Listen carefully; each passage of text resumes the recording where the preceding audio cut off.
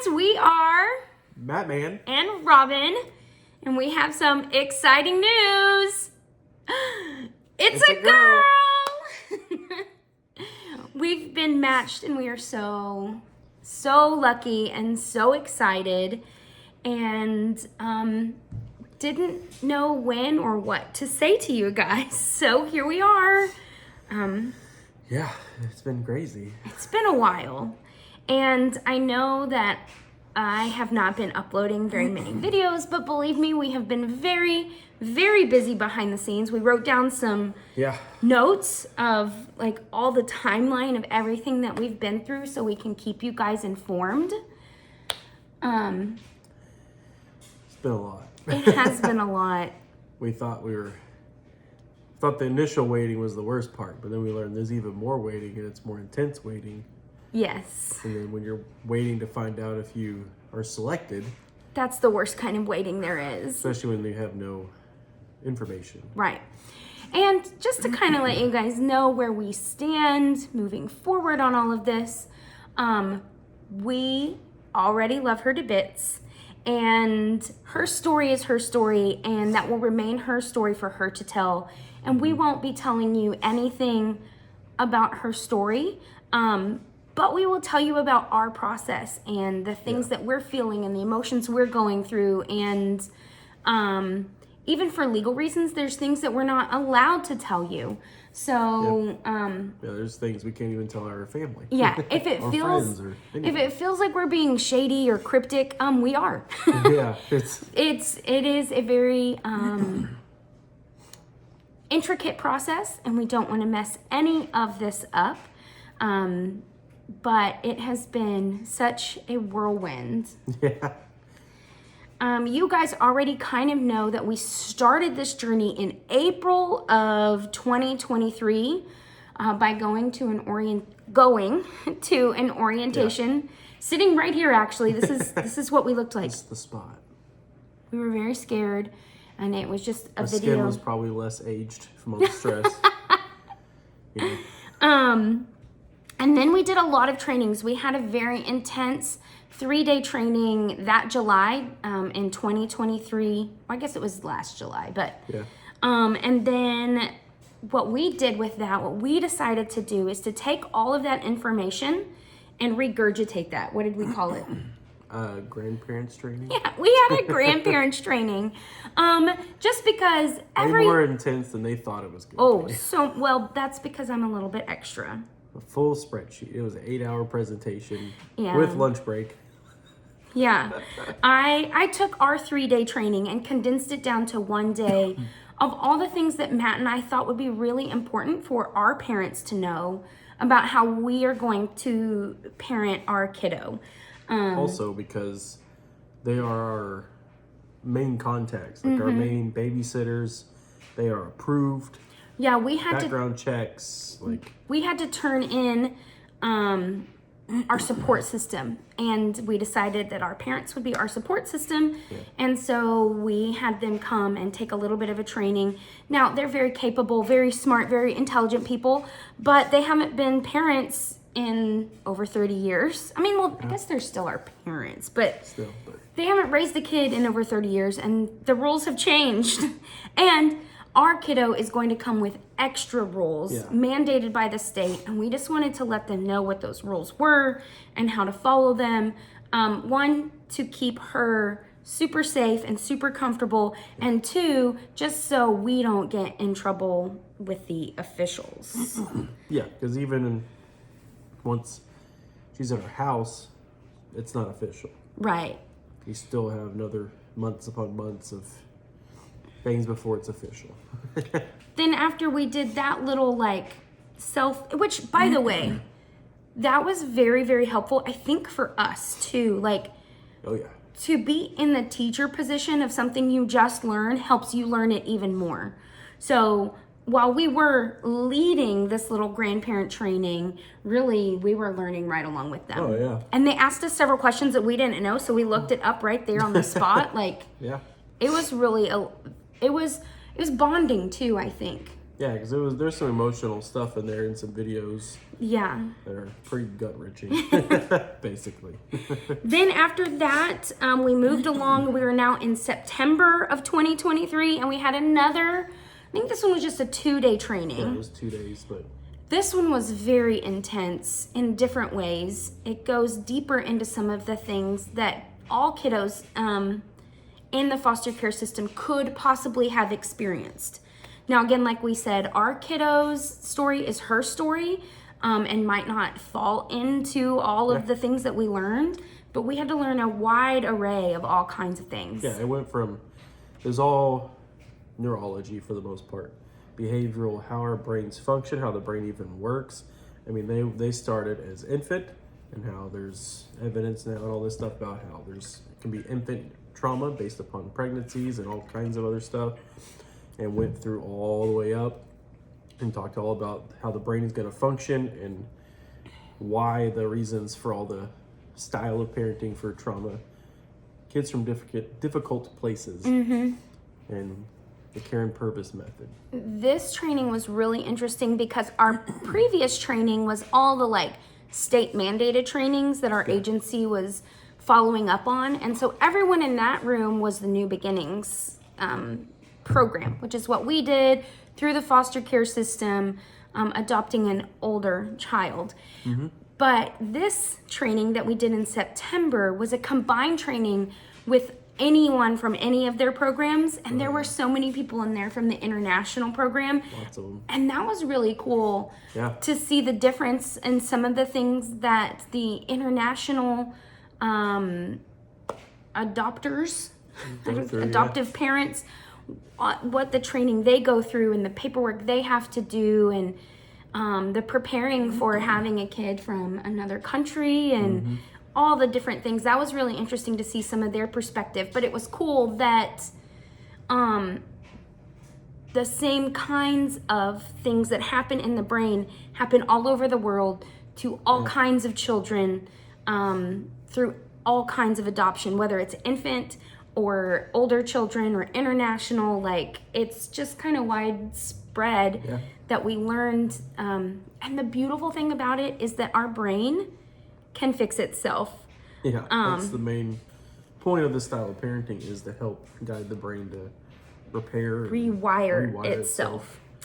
So after that training, and good information. Yeah. And some of that even we were like, oh, that's why we do these things. You know, learned a lot about ourselves. Then after that training, we were finished with training, and we had finished up 90% of our paperwork. We still had a few state online training things to do, little tiny things to button up around our house. And then we had our home study, which is where we finally got to meet our amazing caseworker, which again, we will protect her identity, but she's sweet, she's amazing. And she came into our house and was also training a newly hired caseworker. So we got the privilege of meeting 2 amazing adoption workers, and they came into our house a couple times to do interviews, inspect the home, give us pointers on like, oh, maybe we should fix this, or maybe we should prepare for that. Yeah, I mean, it was a couple. They interviewed us as a couple. They interviewed us separately, and it's intense stuff. They're not like just like, how's you doing? Yeah. I mean, they were asking deep questions about our past, and if y'all want us to do a more detailed video on specifically the home study, we'll be happy to, because that is very extensive. I won't say intense. Would you say it was intense? I guess it could be intense. It could be. We were very prepared for the types of questions. Yes. Yeah, some of those questions could catch you off guard. And they're pretty invasive. And that's a really good word. They're invasive questions. Yes. You're like, oh, this is awkward. Yeah. So if there's anyone out there that's watching this because they found us through adoption interests and you want to know more about the home study process, we'll definitely, do a video on that. Just let us know down below. And that was in late November, early December of 2023. Yeah. So then after the interview process, what does our caseworker have to do? she has to go through and create an entire profile about us, pros and cons, I guess, pros and cons and what's going on in our house. But it's got to be real. Mm-hmm. And then she has to submit all that to her higher ups, and everything has to get approved and stamped to make sure that we are considered safe to adopt any kids. And we do get an edit, but we're not allowed to say, oh, I don't want this part of my past on there, or, oh, I wish you wouldn't say that I was abused, or, that I... Yeah, however they word it. That's how it's going to be worded. It's not fun to read. No. But you can edit little things like, oh, my birthday was actually... in March, not in April, or small items. Yeah. Oh, you said we met in 2003. We actually met in 2013. Little things like that aren't factually accurate. We can adjust. So we sent in a few edits. Sorry. Oof. That was an emotional yawn. It was. For real. And then finally, after all of her hard work, this is like a 20 to 30 page document, and we all have to read it multiple times and edit it multiple times. And so after that, we were finally licensed. And it was in February. In February of 2024. So it almost took a whole year from the date of our orientation until we were licensed. And it was basically, they have what's called match events. And so these are not done by the state. They're done by local. There's regions all over Texas of different regions. Each region, local people put these on. Like a Rotary Club or a church. A church could do it, or whatever. A community group of some sort. And so it's a place for adoptive parents to come, and these kids that are available in the region or even out of the region if they want to drive, to just hang out. It's just go. Like, kids get to have fun also, which is really cool. They get to just go be kids. It was really fun to see some of them knew each other. Like maybe they had lived in a home together at some point, but had been separated for many years for whatever reason.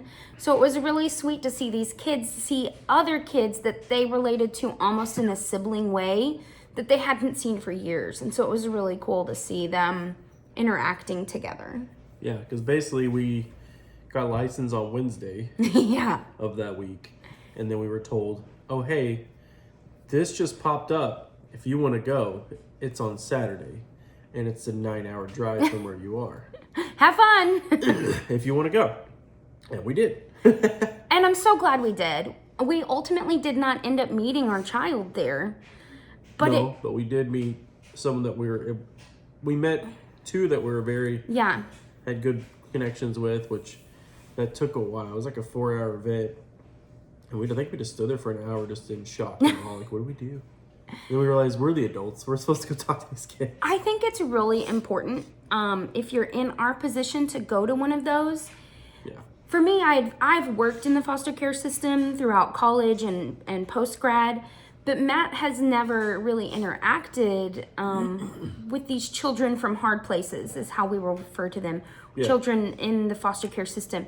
So it was really important that he have that first introduction into the world of the system, to meet these kiddos face to face and see that they're just normal kids. They're not it was monsters. They're just normal kiddos. Yeah, because we even inquired on a couple of those children and learned more about them. But in the end, it just didn't end up working out. Because some of them you will submit. And you never hear. You'll even get like some files. And you'll get real into it and be like, oh man, this kid's pretty cool. This file's not okay. We could do this, and then say, yeah, we'll do it. And then you don't hear anything. You hear absolutely nothing. And I will say, once you're licensed, each day feels like a week. Yeah. So much can happen in a day, ups and downs and roller coasters. So what we started doing is we initially inquired on a few kiddos right up front. And then we waited and waited and waited. And you just kind of feel like you're floating in empty space. You're like, I know there's children out there. Where are they? Where is my baby?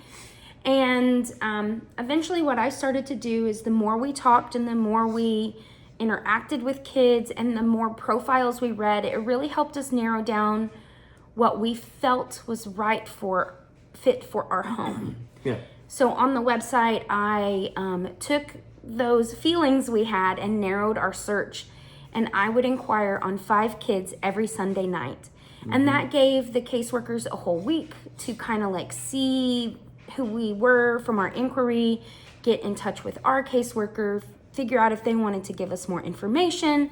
And so every week I would just go in, search and inquire on 5 kiddos.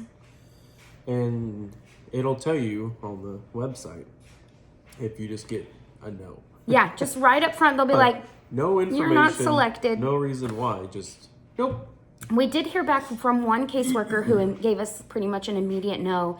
And they basically, it was a mass email to everyone who had inquired. And they said, if you weren't selected, it's because of one of these 3 reasons. I don't remember what they all were, but one of them was that if you had pets. So we were like, well, that's why. We got 4. We have 4 fur babies. And some of that, I mean, it feels bad. You're like, oh, why am I getting rejected? What are we doing wrong? Oof, rejection. But we also we all constantly remind ourselves that it's not just us, it's what's best for that kid. And these people know these kids because they see them all the time. Mm-hmm. So they might see something and be like, it might not be the best for them. You Right. know, maybe they're really into the scouts. Yeah. Nope, this family's not.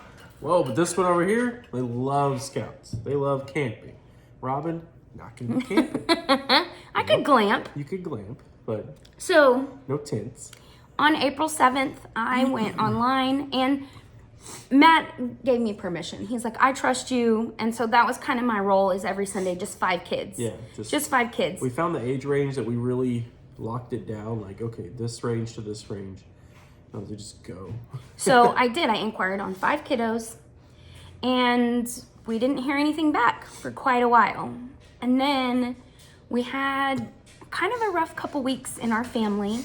My aunt, who lived in Lubbock, got really sick, and I had to go with my dad to put her in an assisted living home. And she, while I was there, asked a whole lot of questions about our adoption and the process. And she kept saying she can't wait to meet our kiddo. Can't wait to meet our kiddo.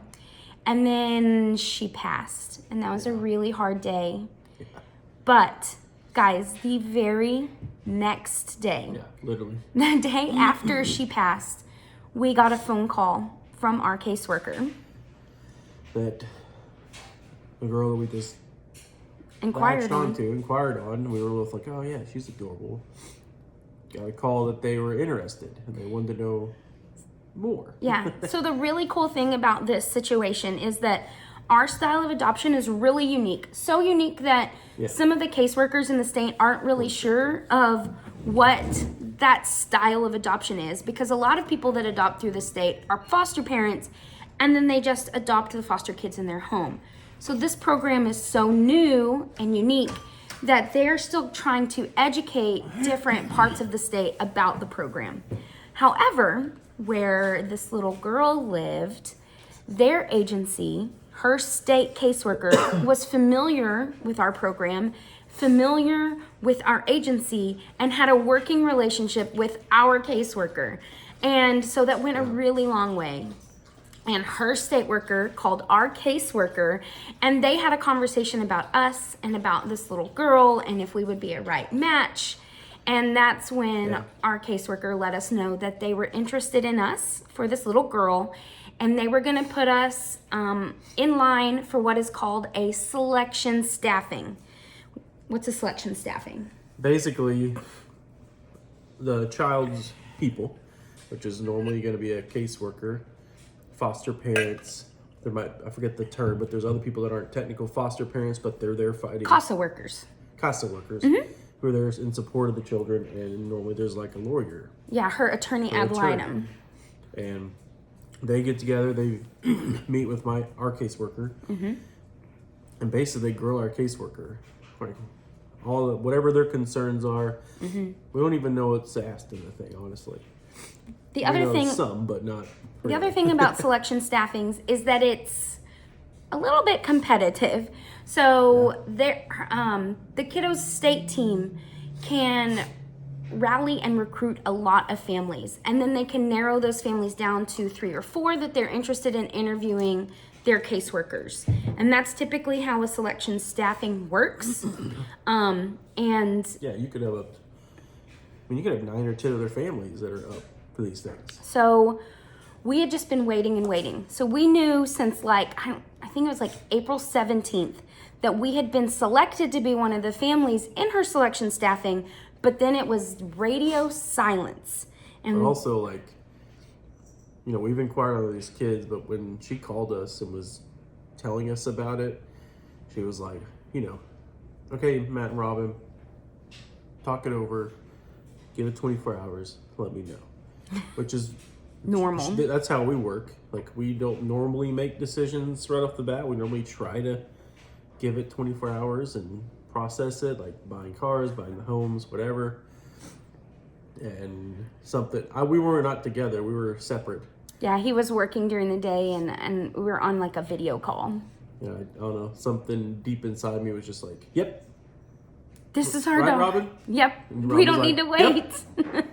And she was like, okay. She's like, Yeah. I have to wait.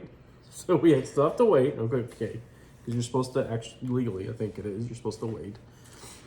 So it was different than any other kids. We found out that her selection staffing was going to be on May 20th. And we found this out probably May 15th, a few days ahead of time. So we were rallying the troops. We told everybody we knew, hey, please be thinking of us, send happy thoughts, send us all your prayers. On May 20th, they're having our selection staffing. Mm-hmm. And at this point, we knew there were 2 families. Yep. And that made us terrified. I feel like if there had been more families, then I would be like, oh, okay, if we get rejected, that means there was someone better for her. But if there's 2 families, it's oh, you kind of feel like the last kid picked for the kickball team. So we just had everyone praying. And those 5 days, guys, that were so hard. And then the Friday before, so the last working day before Monday, we know we're having this meeting Monday at noon. Our caseworker notifies us that her state team has told us that they narrowed down from 50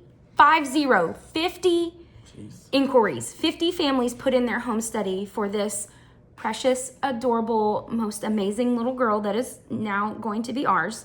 But we didn't know that at the time. Yeah, hopefully. There's still some things we have. Not official. Hoops we have to jump through, but we're getting there. And that the other family that was in the running for the selection staffing had already backed out. Yeah, No. so it was just us. So we both were like, so that's a yes. That and she must was like, no. nope. They still could say no. You still have to go through the whole thing and they can still bounce. Yeah, so we don't know why that family backed out. We hope that in the time that they had been, since they'd inquired on this little girl, that that they found their perfect match. That's what we hope. Oh yeah, definitely. That's reality. Any of the ones that, it stinks to get rejected, but hopefully they got the family that's going to work best for them. Yeah. Because that's what the hope is for everybody. We have that meeting on May 20th, but they don't give us a yes right away, which is gut-wrenching. Yeah, that was... we're the only family. You're not going to say yes right away? Nope. What's wrong with us? What do we need to change? What do we need to fix? Yeah, what do we need to do? And do we need to send them a cake?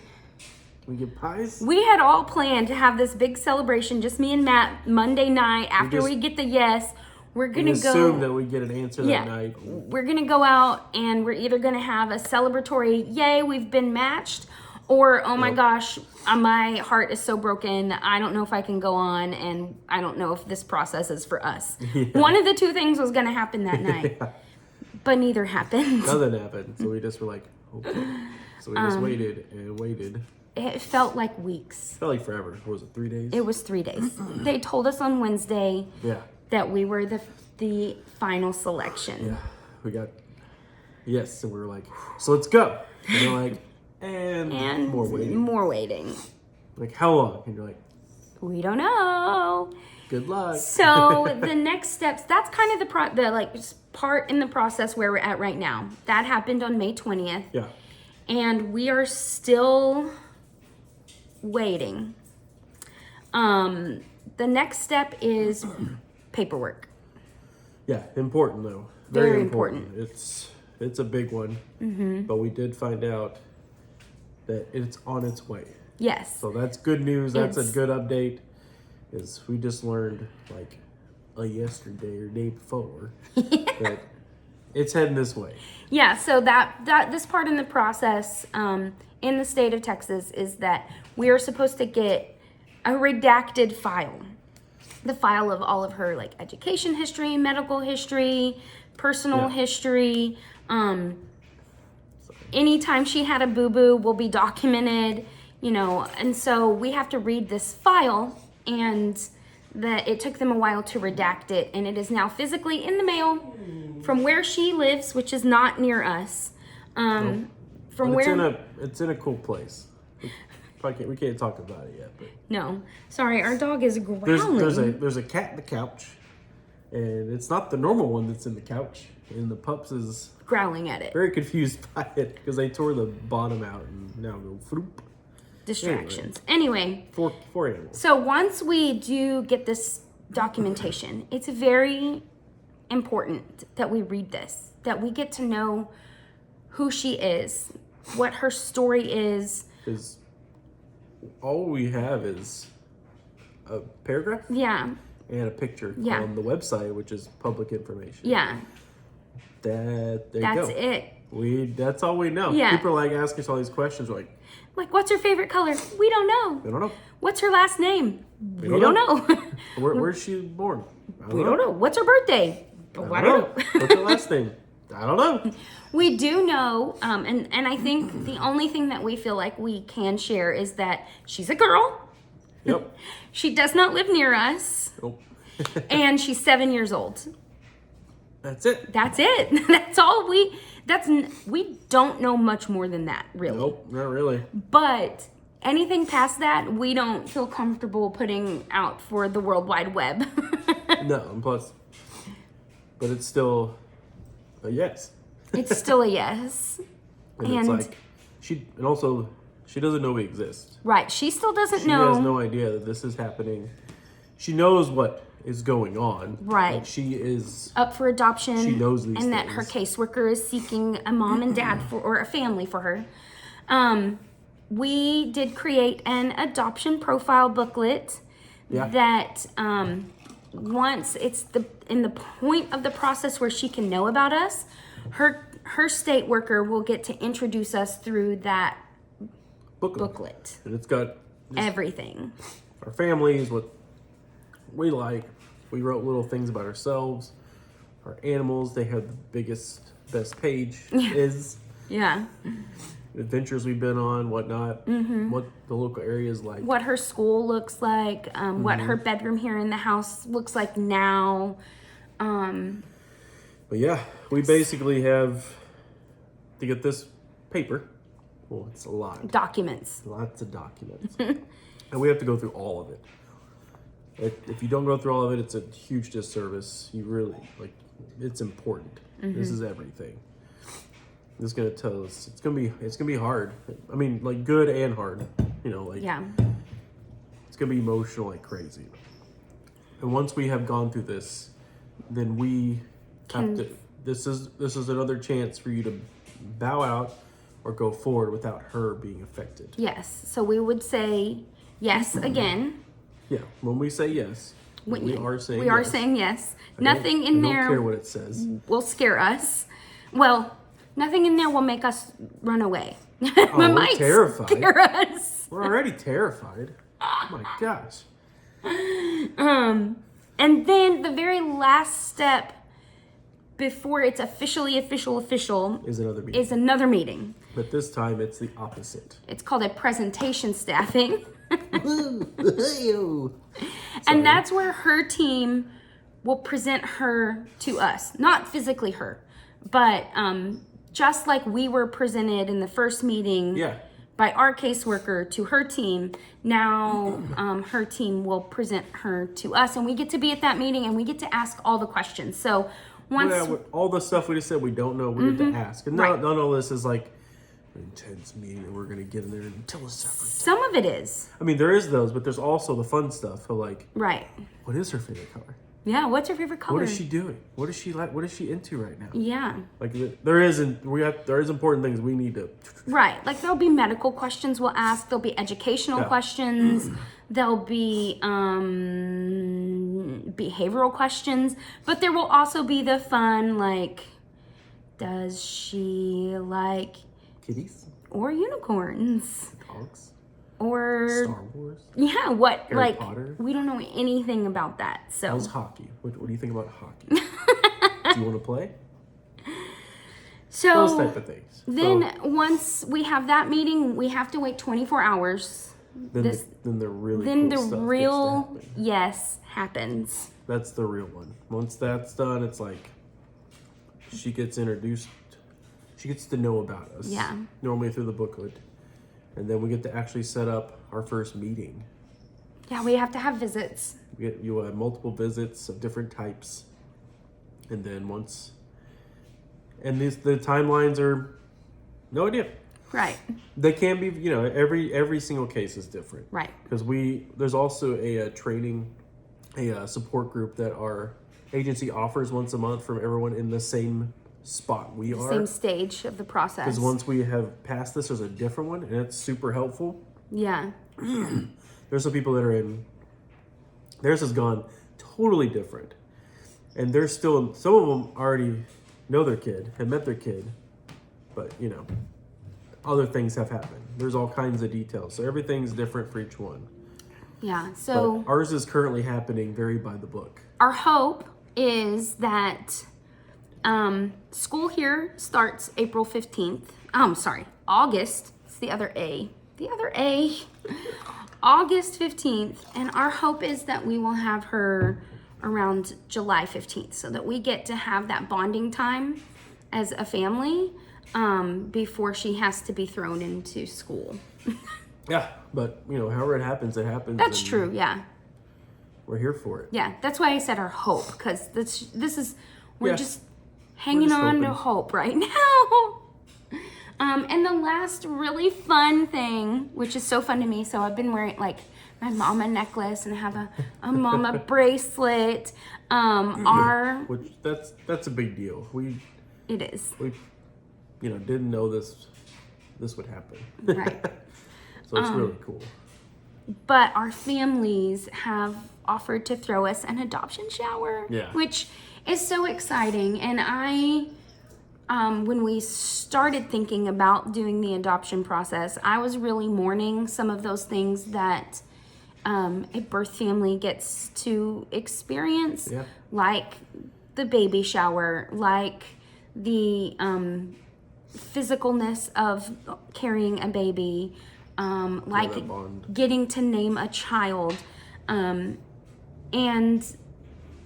it's so fun to see that even through adoption, you can still have all those things. Well, some of those things. You still I'm not going to carry her as a baby, but we're still getting to have a shower, which is so much fun. In fact, it's the theme is a cutie is on the way because she's our little cutie. So I'm wearing these little orange earrings.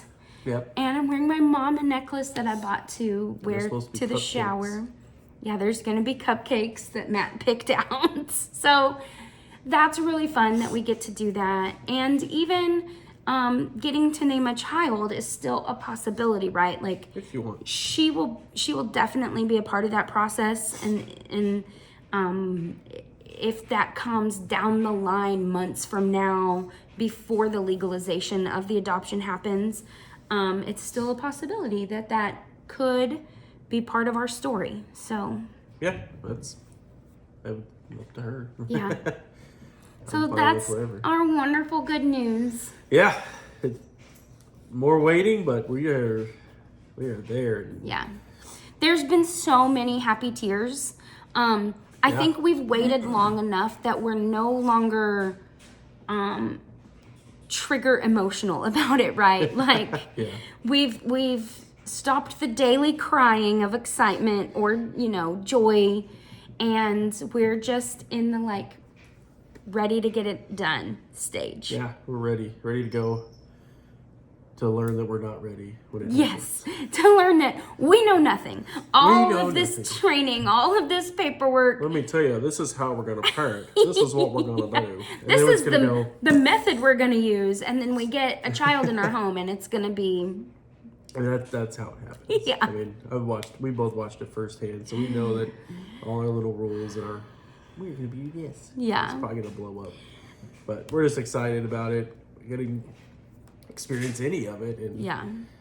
any of the firsts or any of the things, and get to introduce her to the pets. And we hope that, while I'll be sad if they don't come sleep next to us in their beds, how cool it'd be if they joined her, Yeah. and attached to her.